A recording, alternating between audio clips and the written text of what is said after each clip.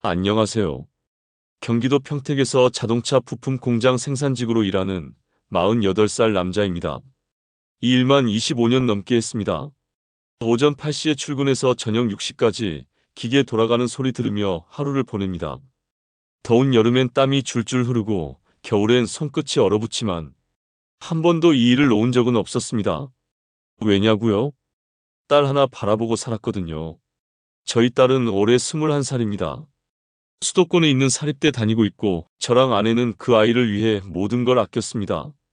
외식은 1년에 한두 번, 제 옷은 5년째 같은 점퍼, 명절에도 고기 한 근 살까 말까 망설이는 생활이었지만 딸이 기뻐하는 얼굴을 보면 다 괜찮았습니다. 저희 집은 저 혼자 벌어옵니다. 아내는 전업주부고 딸은 기숙사에 안 들어가니까 교통비, 식비, 교재비까지 매달 만만치 않죠. 그래도 한 번도 늦지 않고 등록금 챙겨줬습니다. 제가 나서서 등록하는 건 어렵기도 하고 매번 아내가 대신 은행 가서 입금하곤 했습니다. 그런데 올해 봄 일이 하나 생겼습니다. 딸이 전화로 그러더군요. 아빠 등록금 좀 급하게 보내줄 수 있어? 학교에서 최종 마감이라는데 아직 처리가 안 됐대. 그 말에 저는 당연히 엄마한테 말해. 내가 보내줄게. 하고 아내 계좌로 150만 원을 이체했습니다. 그날 밤 아내는 확인했어. 잘 처리할게. 하고는 잠들었고 저는 별 생각 없이 지나쳤습니다. 그리고 일주일쯤 지나서 딸이 또 연락을 해왔습니다. 아빠 혹시 등록금 아직 안 보냈어? 순간 멍했습니다. 아니야, 보냈지. 엄마가 처리한다고 했는데 딸은 당황한 듯 말했습니다. 학교에서 최종 납부 미완료라며 문자 왔어. 등록 취소될 수도 있다고. 저는 조용히 전화를 끊고 바로 아내에게 물었습니다. 등록금 처리했지? 아내는 핸드폰을 보며 말하더군요. 응, 이상하네. 시스템 오류인가 봐. 내일 확인해 볼게. 말투는 담담했지만 저는 그 순간 이상한 느낌을 받았습니다. 아내는 요즘 들어 자주 외출을 했습니다. 친정 엄마 몸이 안 좋아서 동생이 부탁한 게 있어서 이런 식으로 이유는 많았고 차도 자주 끌고 나갔습니다. 전 일하느라 확인할 겨를도 없었지만 이상한 느낌은 자꾸만 들었습니다. 그날 밤 아내가 씻으러 간 사이 거실에 놓인 노트북이 켜져 있었습니다. 입금 내역 확인 창이 열려 있었고 무심코 스크롤을 내리다 한 장의 이미지 파일을 봤습니다. 2025년 3월 10일 이체 캡처 PNG. 그 이미지를 클릭해 봤습니다. 제가 보낸 150만 원, 그 돈은 딸 학교 계좌가 아니라 이름 모를 어떤 남자의 계좌로 입금된 내역이었습니다. A. 철민 200만 원 메모 정리용. 이라는 문구까지 써 있었습니다. 순간 손이 떨렸습니다. 이게 뭐지? 등록금이 아니라 정리용? 다음 날 전 딸에게 조심스럽게 물어봤습니다. 혹시 엄마가 뭐 이상한 말 한 적 있니? 딸은 잠깐 머뭇거리더니 말했습니다. 요즘 엄마가 자꾸 이상한 소리를 해. 등록금은 아빠가 책임질 사람이 아니라는 둥. 그런 얘기 몇 번 했어. 그 순간 제 속이 거꾸로 뒤집혔습니다.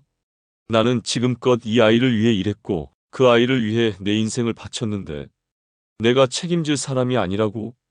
무언가 단단히 잘못됐다는 걸 깨달았습니다. 그날 이후 저는 아내의 과거와 현재를 전부 추적하기 시작했습니다. 그날 이후 제 안에서는 무언가가 무너져 내리기 시작했습니다.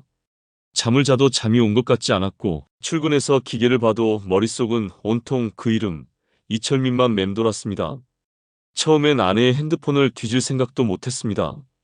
그런 짓을 하다니 제 자신이 더럽게 느껴졌거든요.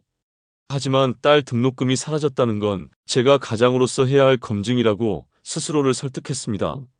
아내가 샤워하러 들어간 틈을 타 비밀번호를 풀었습니다. 생일, 결혼기념일, 딸 생일. 한참을 시도한 끝에 결국 딸 생일 결혼연도 조합으로 열렸습니다. 핸드폰 속에선 충격적인 기록이 쏟아져 나왔습니다. 이철민이라는 이름은 연락처에 저장돼 있지 않았습니다. 대신 택배라는 이름으로 저장된 번호와 카카오톡 대화창이 있었습니다. 프로필 사진은 회색 배경에 아무것도 없는 기본 이미지. 하지만 그 대화 내용은 명백했습니다. 오늘도 고마워. 너 없었으면 나 아직도 거기서 못 빠져나왔을 거야. 그 사람 눈치는 못 채지? 조심해. 아직은 타이밍 아니야. 그리고 그 아래 아내가 보낸 송금 내역 캡처가 있었고 그 안에는 익숙한 계좌번호가 선명하게 찍혀 있었습니다. 제가 본 정리용 이체의 그 번호였습니다. 이쯤 되자 더는 망설일 수 없었습니다. 그 번호를 그대로 복사해 내려받아둔 우리 가족 통장 이체 기록을 전부 조회했습니다. 그 계좌로 간 돈이 올해에만 3차례, 총 470만 원이 넘었습니다. 딸 등록금 외에도 생활비, 보험해약금, 심지어 제 상여금 일부까지 모두 아내 통장을 통해 그 남자에게 흘러들어가고 있었습니다. 그 다음부터는 오기가 생겼습니다.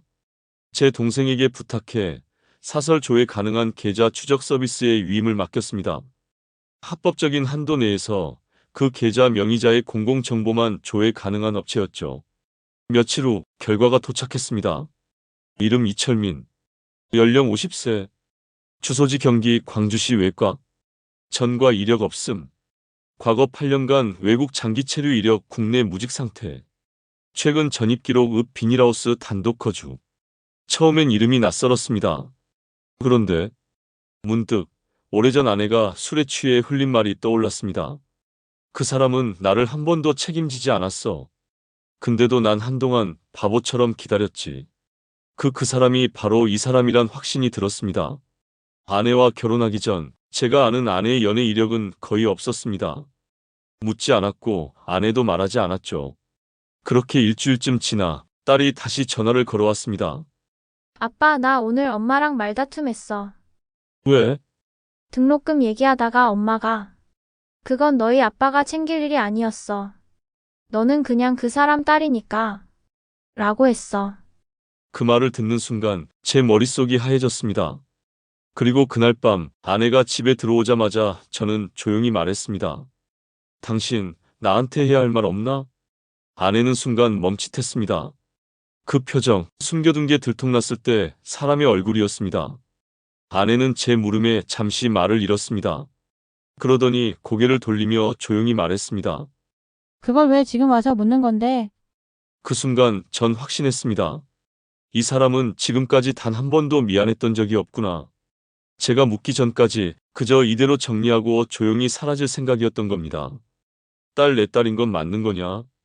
그 질문에 아내는 눈도 마주치지 않고 말했습니다. 그때는 나도 몰랐어. 그 사람이 떠나고 한참 있다가 알았거든. 그래서 내가 키운 거네. 그래, 그 짧은 대답 하나에 제 20년이 다 무너져 내렸습니다. 그날 밤 잠을 자지 못했습니다. 머릿속엔 딸이 처음 초등학교 들어가던 날 학교 앞에서 카메라 들고 서 있던 제 모습이 떠올랐습니다. 놀이터에서 친구들과 싸웠다고 울던 얼굴, 처음으로 시험에서 90점 받았다고 뛰어오던 그 표정까지. 그 모든 순간들이 나와는 상관없는 피로 무시당하는 것 같았습니다. 하지만 이상하죠. 그럼에도 저는 그 아이가 내 딸이란 생각이 들었습니다. 혈연이 뭐야? 내가 키운 거고 내가 사랑했던 아이인데. 이혼은 그날로 결정됐습니다. 그런데 문제는 아내가 이미 모든 준비를 해놓고 있었다는 겁니다. 집 계약 명의는 아내였고 대출은 제 이름으로 묶여 있었습니다. 게다가 최근 몇 달간 아내는 집안 통장을 정리하면서 생활비 명목으로 남긴 내 급여 일부를 따로 빼돌린 정황이 있었죠. 게다가 한 가지 더. 아내는 제 명의로 보험 해지 후 정기예금으로 돌려놨던 적도 있었습니다. 계약자만 제가 되어 있었고 실사용 계좌는 아내가 관리하고 있던 겁니다. 변호사를 찾아갔습니다. 사연을 차근차근 설명하자 변호사는 고개를 끄덕였습니다. 혼인 중 출생한 자녀라 하더라도 생물학적 친자가 아님이 명확하고 그로 인해 정서적 경제적 피해가 발생했다면 위자료 청구 및 제3분할 조정은 충분히 가능합니다. 집은 아내 명의지만 대출은 전부 당신이 갚은 상황이므로 실질적 기여도를 입증하면 재산 귀속 가능성도 있습니다. 그리고 아내의 송금 내역은 횡령성 사용이 인정되면 강한 카드가 됩니다. 그 말을 듣고 전 마음을 굳혔습니다. 딸은 어쩔 수 없이 알게 됐습니다. 제가 따로따로 움직이고 있다는 걸, 엄마와의 싸움, 그리고 학교에서 최종 등록금 납부가 익명 기부자로 처리된 걸 보고 말이죠. 왜냐고요? 제가 딸 몰래 제 이름 대신 지인 명의로 학교에 직접 송금했거든요. 딸은 그 사실을 알고 저한테 문자를 보냈습니다. 아빠 미안해요. 누가 날 낳았든 난 아빠 딸이에요. 아빠 아니었으면 난 아무것도 아니에요. 그 문자를 보고 전 한참 울었습니다. 사람 앞에서 잘 울지 않는 제가 그날은 공장 야간조를 빠지고 혼자 차 안에서 한참 울었습니다. 그리고 아내에게도 메시지를 보냈습니다. 난 지금까지 속았고 그걸 견뎠고 이제 정리할 거야. 다 알고 있어. 내가 숨긴 것도 보내온 돈도 어디로 갔는지도. 아내는 그제야 저를 찾아와 말했습니다. 그 사람은 그냥 힘들어하길래 도와준 거야. 그 사람? 그걸 도와준다고 해? 딸 등록금, 내 상여금, 생활비까지 그놈한테 다 퍼준 게 도와준 거라고? 넌 모를 거야. 그 사람이 어떤 상황이었는지. 그 사람을 떠나고 바로 너랑 결혼했어. 마음 정리도 못하고 그냥 덮고 시작한 거야. 너는 나한테 항상 가만히 있으라고 했어. 내 말만 듣고 살았잖아. 근데 그 사람은 내 말 들어줬어. 그 말을 듣고 전 조용히 말했습니다. 맞아. 난 몰랐어. 근데 이건 알아. 이제부터는 내가 어떤 사람인지 너도 알게 될 거야. 이혼 소송은 빠르게 진행됐습니다. 제가 준비한 증거는 많았습니다. 계좌 추적 자료, 문자 캡처, 음성 녹음, 그리고 딸의 진술까지. 모든 게 하나로 연결됐습니다. 아내는 처음엔 변호사를 대동하고 나왔지만 2차 조정 기일 이후엔 혼자 나왔습니다. 그녀의 얼굴은 점점 말라갔고 저를 마주보지 않았습니다. 그녀가 변명처럼 내뱉은 마지막 말은 이거였습니다. 그 사람 요즘 일도 못해. 공사장 일하다 허리 다쳤다고 해서. 병원도 못 간다더라. 아내의 생각과 말은 도저히 이성적인 대화로 이어갈 수 있는 상황이 아니었습니다. 그 말에 저는 조용히 말했습니다. 그래서 딸 등록금을 줬냐? 내 상여금도 생활비도 그놈 재활비로 쓴 거냐? 아내는 아무 말도 하지 않았습니다. 고개를 숙인 채로 무너진 사람처럼 조용히 울고 있었습니다. 그럼 한 가지만 묻자. 내가 병원비 없다고 했으면 그 돈 나 줬을 거냐? 그녀는 고개를 들지 못했습니다. 그게 그 사람과의 차이였던 겁니다. 전 옆에 너무 오래 있었고 그래서 당연한 존재가 되어버린 거죠. 그녀에게 그 남자는 비록 실패자고 무책임했지만 항상 애틋한 사람으로 남아있었던 겁니다. 결국 아내는 위자료 지급 판결과 함께 재산 분할 없음, 보험금 환수, 4명의 대출은 단독 책임 회피 불가 판결까지 떨어졌습니다. 그녀는 자신이 쥐고 있던 모든 걸 놓쳤습니다. 집도 돈도 딸도 그리고 지금까지 자신을 지켜준 남자도. 며칠 뒤 딸과 함께 식사를 하던 날이었습니다. 딸이 조심스럽게 말했습니다. 아빠. 엄마가 그 사람한테 왜 그렇게 집착했을까 생각해봤어. 그냥 책임 안 져도 되는 사람이라서 그런 걸까? 전 아무 대답도 하지 않았습니다. 대답할 자격이 있는지는 잘 모르겠더군요. 그날 밤 아내에게서 편지 한 장이 도착했습니다. 손글씨로 써진 오래된 공책 종이 한 장. 미안하다는 말 이제는 할 수 없을 것 같아. 그 사람을 도운 건 그 사람이 날 불쌍하다고 처음 말해준 사람이었기 때문이야. 너는 나한테 아무 말도 안 했잖아. 고생했다는 말도 수고했다는 말도. 그냥 나는 늘 집에서 조용히 있는 사람이었잖아. 그 사람은 나한테 괜찮다고 말해줬거든. 근데 지금 생각하니까 나도 그 사람도 아무한테도 괜찮지 않았던 것 같아. 딸에겐 잘해줘. 넌 그런 사람이니까.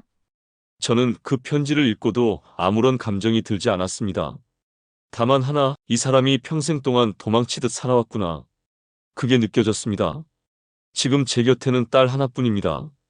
그 아이가 웃고 말하고 학교에서 늦게 들어오는 날에도 밥은 먹고 다녀야지라고 말할 수 있는 존재. 그 아이가 제게 말했습니다. 아빠 고마워요. 누가 낳았든 아빠는 날 진짜 키워준 사람이에요. 그 말을 듣고 저는 비로소 마음이 편해졌습니다. 지금은 새로 얻은 월세방에 살고 있습니다. 작은 방, 전기장판, 중고 냉장고. 하지만 이 방엔 비밀번호를 몰래 바꾸는 사람도 없고 내 돈이 어디로 흘러가는지 몰라서 불안해할 일도 없습니다. 가끔은 딸이 말합니다. 아빠 나 취업하면 우리 둘이 집 사자. 그럴 땐 웃으며 말합니다. 이번엔 꼭 내 이름으로 하자.